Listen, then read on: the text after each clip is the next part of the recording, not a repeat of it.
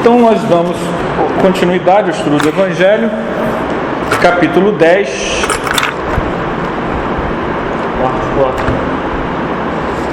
Item 4. Vamos para o item 5. Reconciliação com os adversários. Reconciliai-vos o mais depressa possível com o vosso adversário, enquanto estás com ele a caminho, enquanto mora perto dele, enquanto ele é teu vizinho, para que ele não vos entregue ao juiz, o juiz não vos entregue ao ministro da justiça, e não sejais metido em prisão. Digo-vos em verdade que daí não saireis enquanto não houverdes pago o último ceitil. Já tentei. Agora é com vocês. O que vocês acham disso? Já tentei muitas vezes. Deixa eu olhar aqui. Jesus não dá uma alternativa. Jesus não estabelece uma diretriz dúbia. Jesus é claro, preciso e sintomático. Jesus está falando para crianças espirituais, nós. Por isso ele é incisivo, mas nós tendemos a suavizar o que Jesus fala. Nós achamos que o nosso interesse pessoal muda uma situação que não depende de nós, mas nós achamos que não. Se é meu interesse pessoal, primeiro o que eu acho que tem que ser. Isso é um problema para nós. Não sei se vocês estão entendendo o que eu estou dizendo. A nossa tendência é a gente se esconder com relação a isso. Por quê? Porque não é do meu interesse me reconciliar com quem eu não gosto, com quem eu não quero, com quem me fez mal. Não é do meu interesse. Coloca o interesse no primeiro lugar. Oi? Eu estou falando que a pessoa coloca o interesse no primeiro lugar. Isso. Interesse pessoal. As pessoas se colocam no primeiro lugar, elas estão interessadas em... Nós estamos interessados em nos preservar.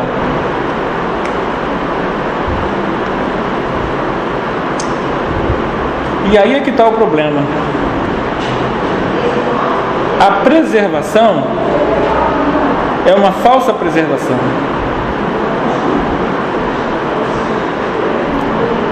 Quando Jesus diz reconciliar com o adversário, Ele está nos recomendando nos reconciliar conosco mesmo. Nosso maior adversário somos nós mesmos. Nosso maior adversário é o nosso orgulho.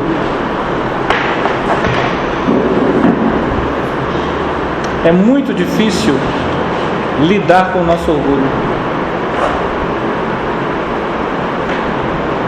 O nosso orgulho, ele é tão grande, que a gente acha que o nosso orgulho somos nós. Ainda não abri não, mas pode abrir se quiser, pode abrir. Ó, Evangelho. O nosso orgulho, ele é tão grande que a gente acha que o nosso orgulho somos nós. Ele é tão forte, tão arraigado na nossa personalidade, que a gente acha que nós somos o orgulho. Porque o orgulho é quem se ofende. O orgulho é que quer matar o outro. O orgulho é que quer a desforra, a vingança. O orgulho é que quer o obrigado. O orgulho é que não aceita que alguém fale dele. É o orgulho. Que não quer ser ofendido. Que não quer ser ofendido. Quem é você para me ofender? Quem é você para falar isso de mim? Quem é você para pensar isso de mim? Quem é você para brincar assim comigo? Quem é você para isso? Quem é você com aquilo?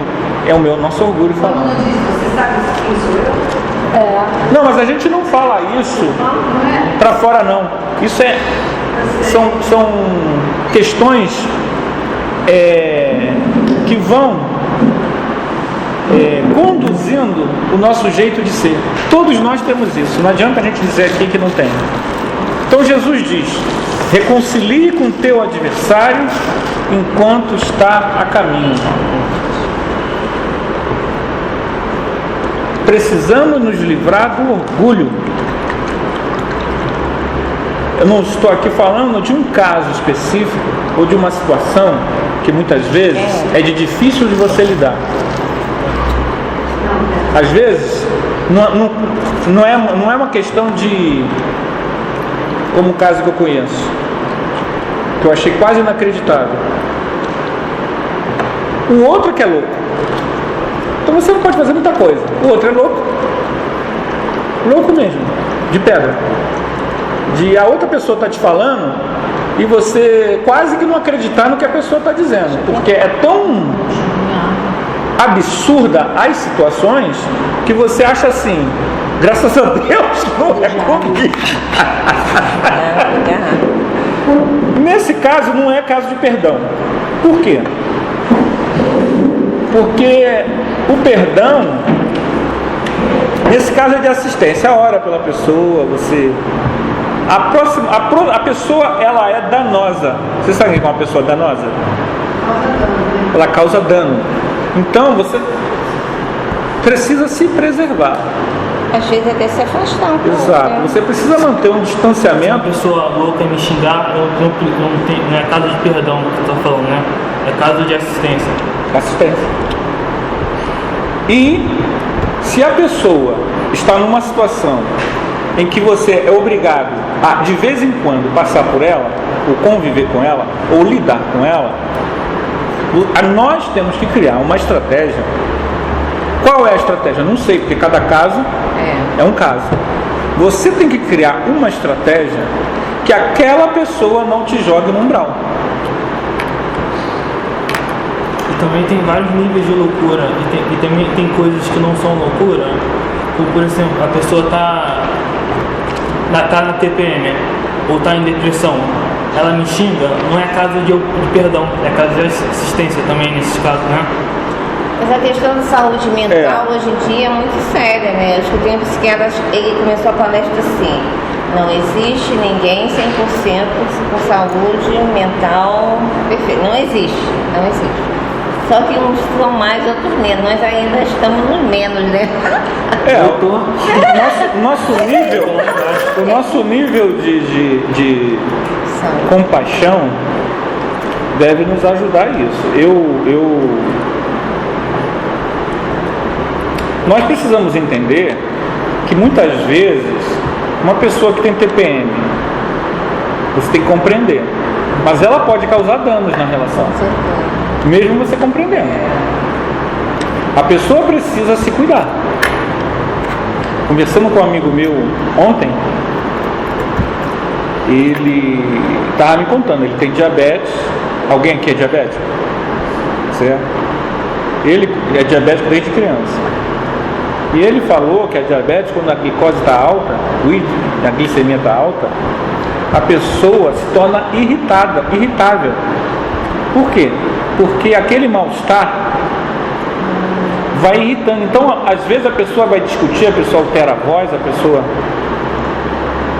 Por quê? Porque a pessoa não está bem. E o não está bem fisicamente, pode ser não estar bem emocionalmente, pode não estar bem... Você teve a vida te deu um não? A vida chegou assim para você e disse assim,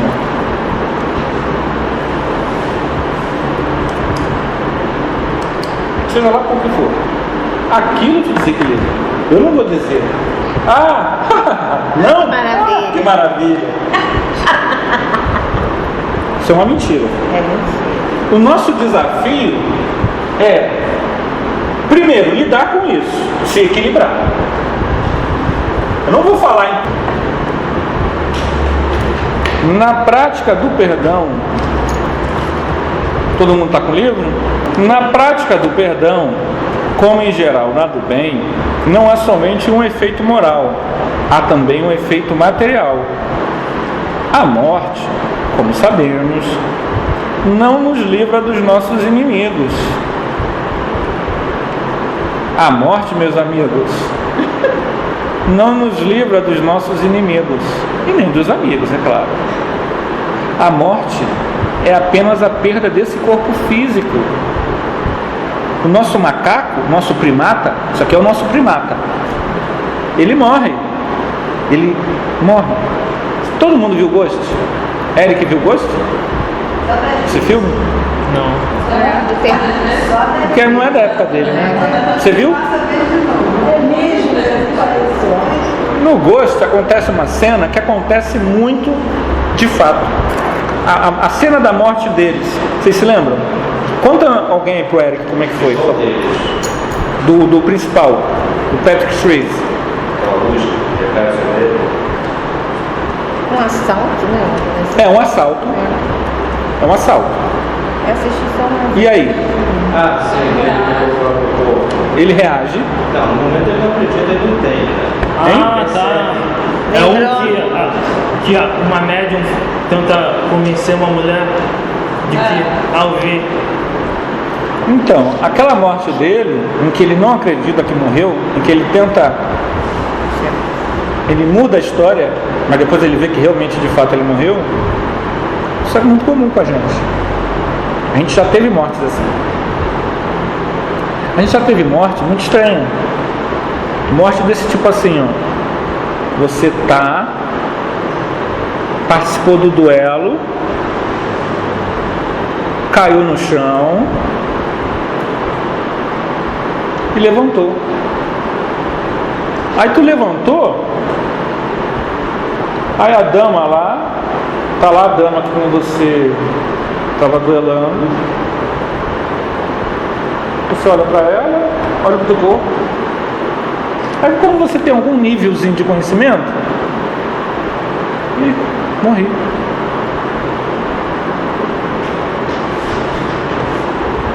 Que isso, cara? Morte é isso? Já acontece casos assim, já li casos assim. É assim mesmo. Então, o que eu estou querendo? Por que eu estou contando esse caso? Se a gente está falando de perdão, é que a morte, ela não é esse mistério todo que a gente coloca. Então a gente não se livra dos inimigos. Os espíritos vingativos perseguem muitas vezes com seu ódio no além-túmulo aqueles contra os quais guardam rancor, de onde decorre a falsidade do provérbio que diz: morto animal, morto veneno, quando aplicado ao homem. Diante desse conhecimento, eu preciso lutar com todas as minhas forças para só fazer amigos. Não me interessa construir uma rede de antipatia.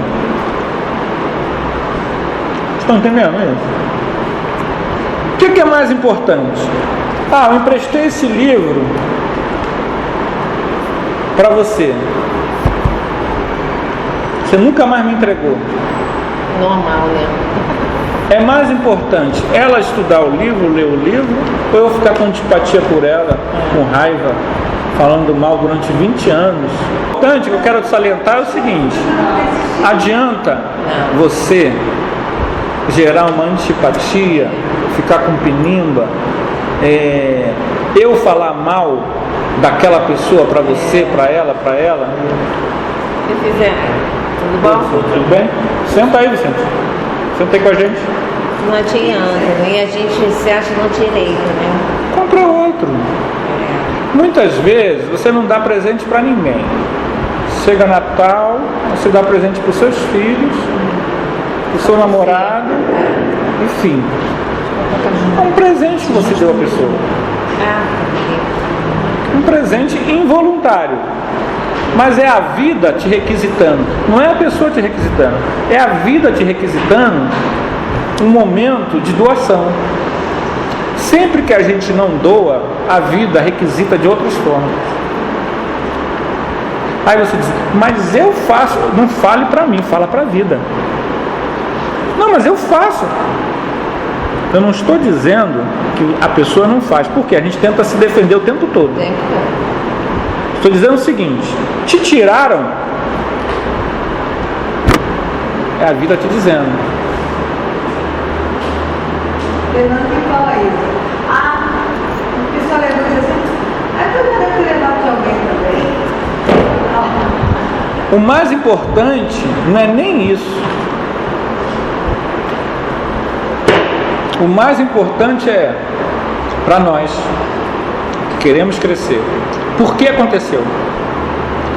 O que ainda existe dentro de mim que permite que isso aconteça? O que eu mantenho na minha alma que me traz essa sintonia? Porque vejam bem, eu estou aqui na rua Anderson Silva e tenho que chegar na rua Consuelo Silva. Aí eu digo assim, vou fazer um atalho, vou passar na rua Pedro Faria, que aí eu olho o parque, olho isso e olho aquilo. Não vou por aqui não, vou por aqui. Aí tu vai por aqui,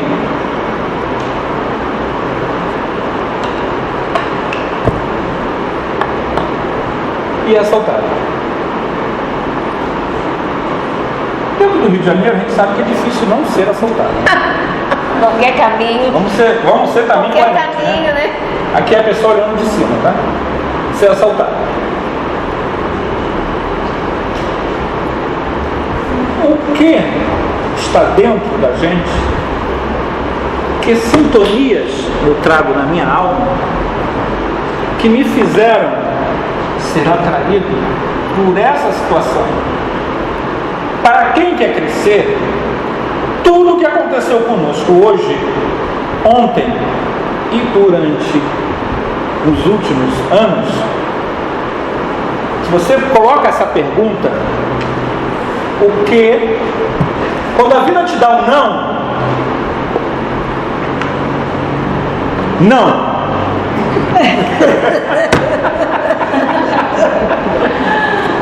quando a vida te dá um não, o que ainda alimento, e o não me faz chorar, me faz ficar desesperado, me faz desequilibrado, me tira do sério. Não é um nãozinho, um não que te tira o centro. Tu diz, meu Deus, caramba, a gente perde até a fé. É um não assim, às vezes ridículo, sabe? O que ainda há dentro de mim que me faz vivenciar isso? Se eu pensar em termos de outras vidas, eu vou estar limitando. Geralmente a gente faz assim, é trabalho. Aquilo ali foi fulana, porque fulana anda, eu sei para que fulana anda, fulana vai nesse lugar. Você é ingênuo, vocês espíritos são tudo ingênuo. É trabalho sim. Outra coisa que a gente pensa, eu estou certo, eu agi certo. Eu estava certo, eu não sou maluco, eu estava certo, estou certo. O outro está totalmente errado. Outra coisa, eu estava de TPM. Você me machuca, né? Não, mas eu sou nervoso, eu sou nervoso, você sabe que eu sou nervoso, você tem que ter paciência, eu sou nervoso. A gente estudou isso, né? Que a pessoa desculpa que ela tem essa tendência Não é a gente, a pessoa não, nós somos assim. Você não pode mais desculpa. Gente, a coisa mais difícil para todos nós é você abrir e dizer: eu errei, eu estou errado, a responsabilidade é minha. O que ainda há dentro de mim que me faz acontecer isso? Ah, se foi trabalho, se a fulana foi lá, botou teu nome na boca do sapo. Gente, se nós pegarmos 50 pessoas, botarmos todas as 50 pessoas no nome da boca do sapo, não vai acontecer a mesma coisa. Por quê? Porque só acontece se você dá brecha. E o nosso problema é que nós não queremos abrir mão do nosso orgulho. A gente se defende porque eu preciso preservar a minha imagem. É claro que a gente não tem que ficar se expondo para os outros, é claro. Eu escutei na Rádio Rio de Janeiro hoje que a gente tem como se fosse um urubuzinho na nossa cabeça. Ele está na nossa cabeça porque a gente tem a carniça para ficar oferecendo para ele. No momento que tu deixar de oferecer a carniça para ele, ele vai procurar em outro lugar. Exatamente. O problema é que a carniça é boa. A carniça não é carniça. A carniça é filé mignon, é salmão. A carniça engana. E aí a gente alimenta. Posso perguntar uma coisa? Pode. Duas. Tu está falando de problemas, né, que acontecem na nossa vida. Esses problemas acabam quando a gente para de alimentar alguma coisa que está dentro da gente, ou tem outros meios? Primeira coisa, para voltar ao que a gente está estudando, que é o perdão. O que determina o tempo da expiação? Ah, sim. Eu vou responder isso aí, mas eu quero voltar a uma questão que é fundamental. Senão a gente muda o assunto. Eu estou falando tudo isso porque quando eu vou responder você. O que foi que eu postei no Facebook? Eu não falei. Quando você deixa de ser vítima, não existe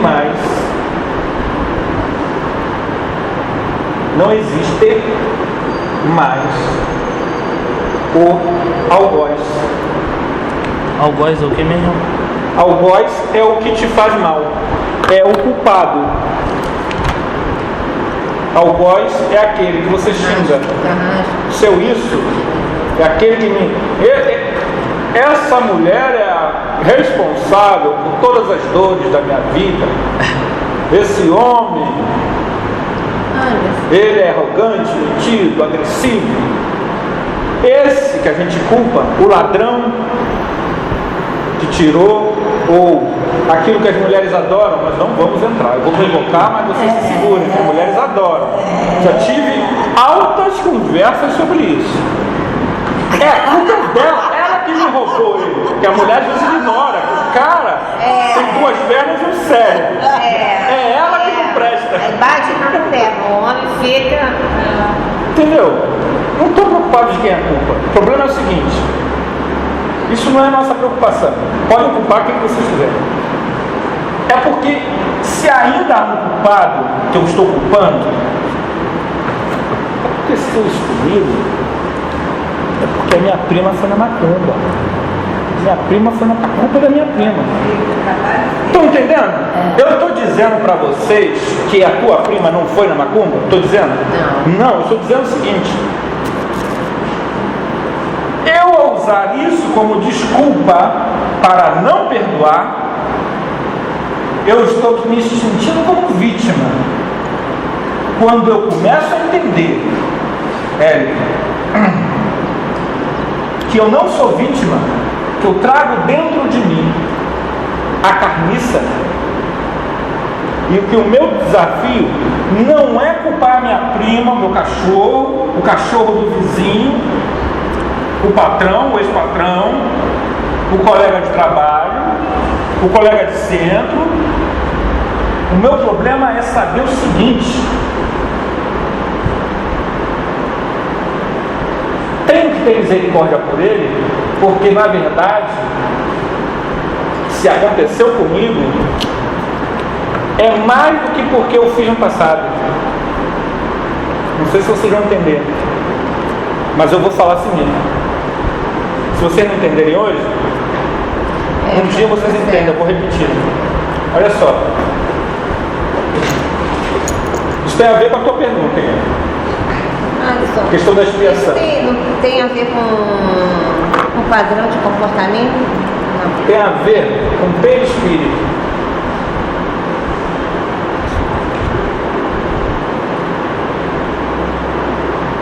O José fez alguma coisa lá em 1700. A José estava sozinho. Estava o José e o João.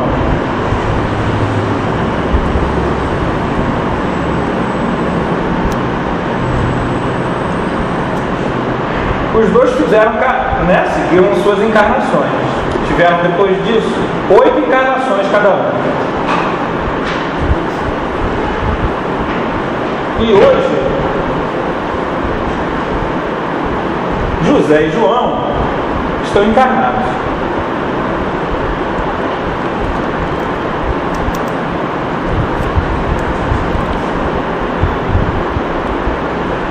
Ambos fizeram em 1700 o mesmo equívoco. Mas João ainda sofre nessa vida consequências desse ato. João ainda tem uma série de coisas que acontecem nessa vida e estão ligadas diretamente a essa vida aqui. Qual é a pergunta que vocês têm que me fazer? José não traz. Qual é a pergunta que vocês têm que me fazer? Um deles aprendeu. Por quê? Por que José? João começa, usa óculos. Dá uma pequena repercussão nessa aqui. Um óculos de fundo da garrafa. 8 graus. João, volta e meia, tem problema no joelho. Tá? João, quando come abacaxi, tem alergia. Tudo isso tem a ver com essa vida. João já foi mordido 3 vezes por cachorro diferente. Esse aí tem que provar. Vocês estão entendendo? Eu não estou dizendo o que é. Eu não teria que inventar que é uma coisa mirabolante. Mas certas questões que não são fundamentais na vida de João acontecem com João. Ele não estava escrito, ele não nasceu para ser mordido por cachorro, para ter alergia de abacaxi, para ter...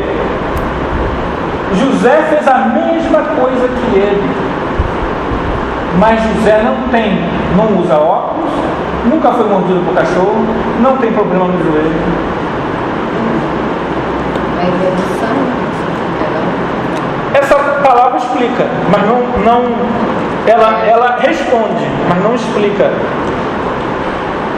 Ao longo das 8 vidas de cada um, José foi construindo soluções para uma série de problemas internos que o fizeram cometer esse erro. Ele está limpando o perispírito dele. Ele está no caminho ascensional.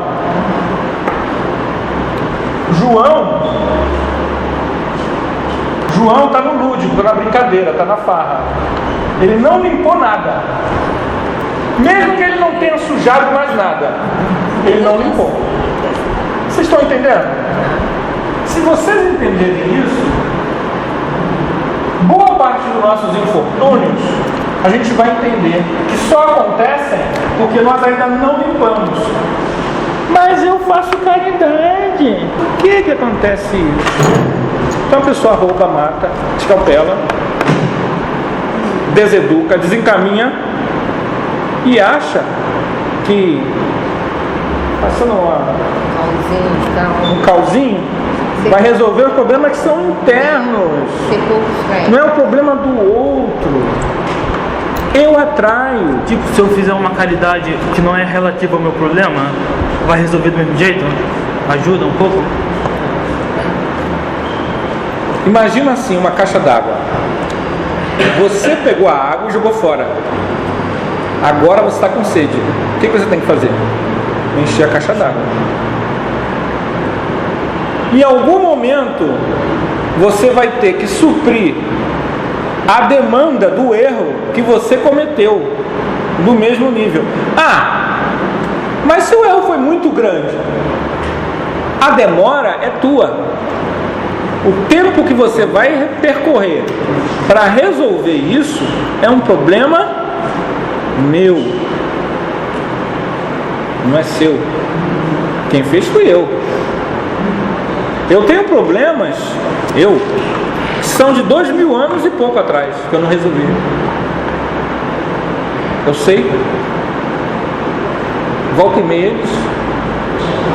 volta a minha personalidade, aflora. Eu já sei de onde vem. Opa, peraí, vamos lá, calma aí. Vou fazer caridade. Aí eu já sei que eu tenho que correr para fazer, no meu caso. Eu sei que eu tenho que correr, porque aí aquilo vai, sabe? Vai me segurando. Sempre assim.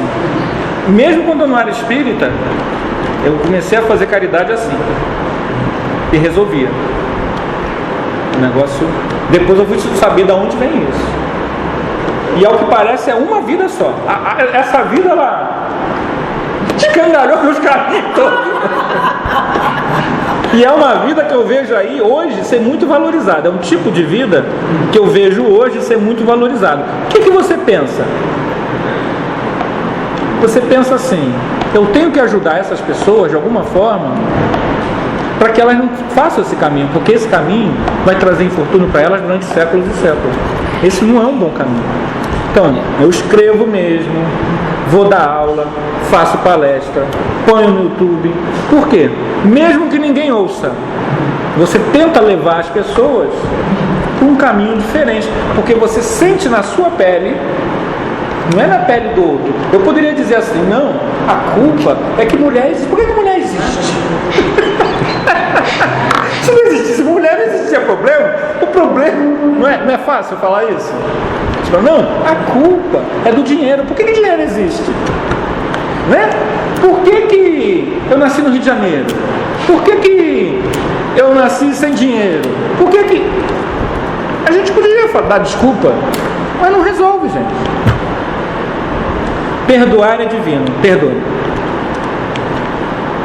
Na prática do perdão, vamos anotar onde a gente parou?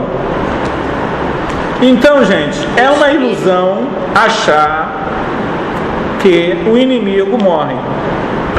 O inimigo não morre. E o que é pior, ele te pega lá do outro lado e você ainda renasce perto dele. Ele ainda vem como filho, como irmão, como vizinho, como colega de trabalho, como colega de centro. No centro. Por que eu vim parar nesse centro? Para conhecer o Anderson. Vocês têm que aprender a perdoar o Anderson um dia.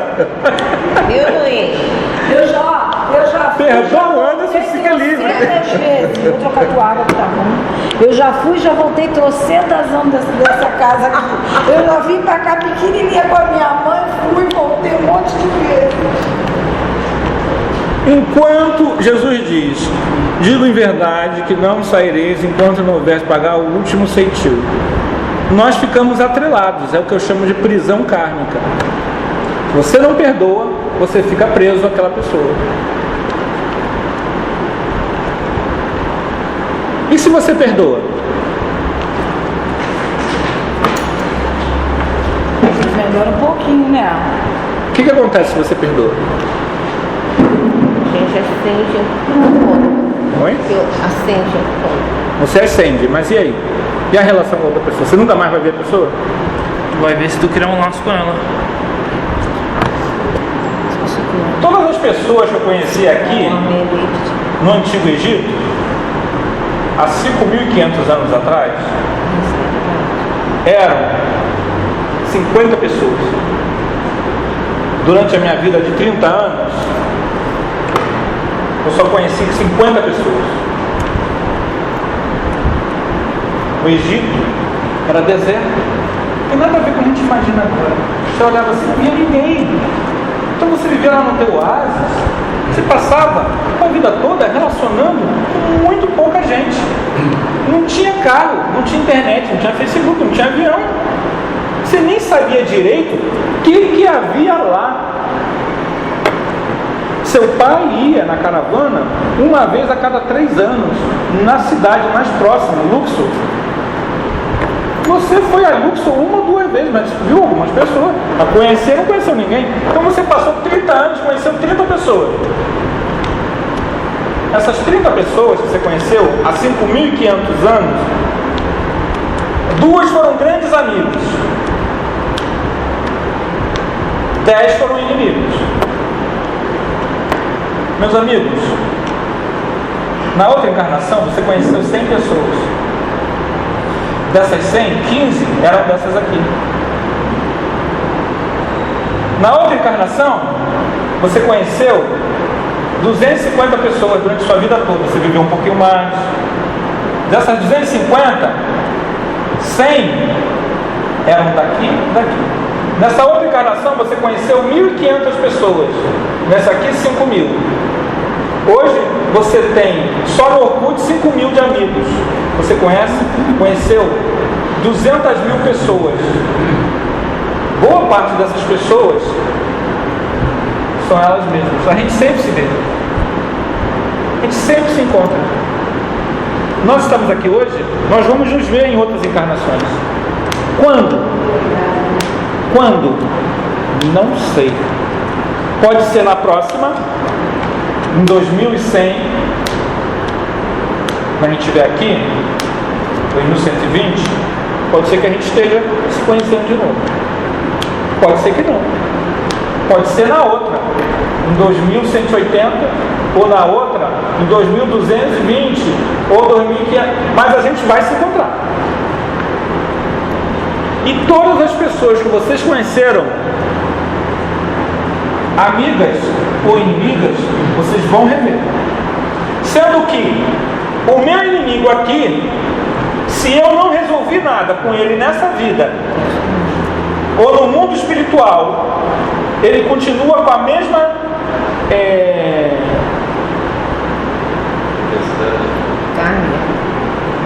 aquela casca fina.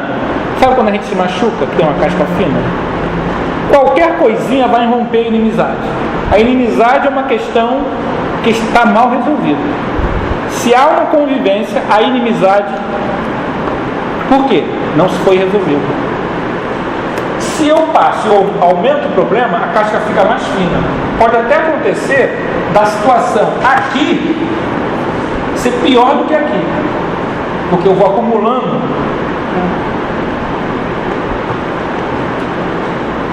Não saireis de lá enquanto não pagares o último ceitil.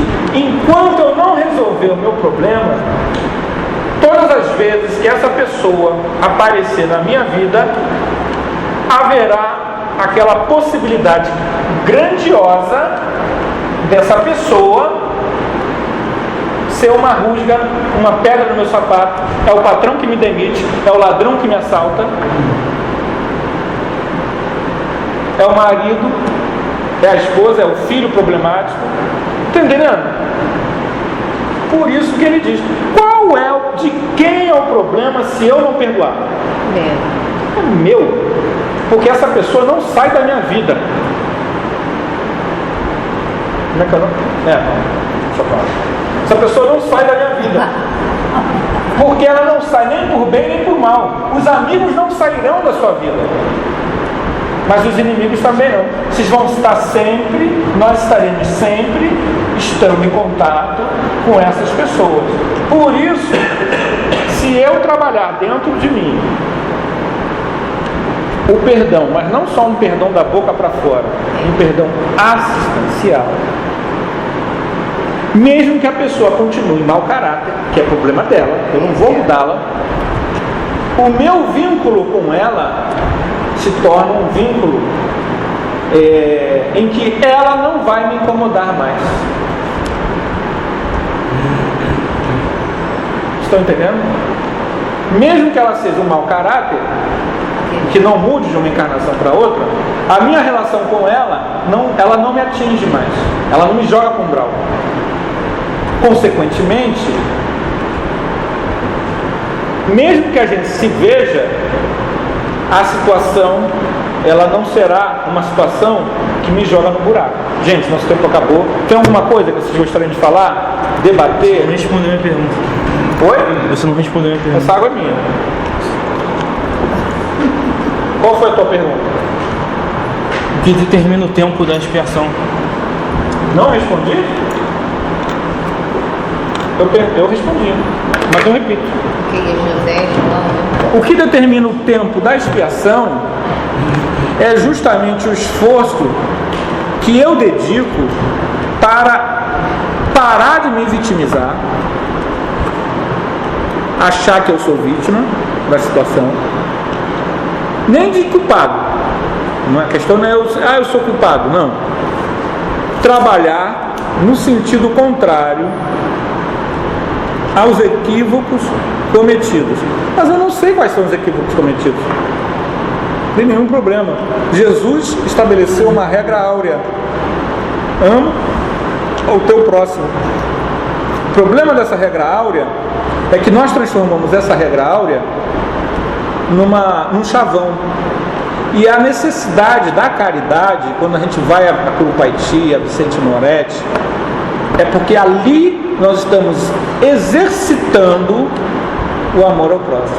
Enquanto for só uma palavra bonitinha, não, eu amo vocês, amo vocês, amo vocês, vamos.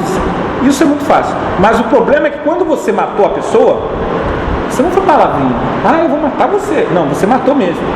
Então você tem que agora ir lá e assistir ele, porque agora ele está lá no hospital, agora ele está na prisão, agora ele está na rua.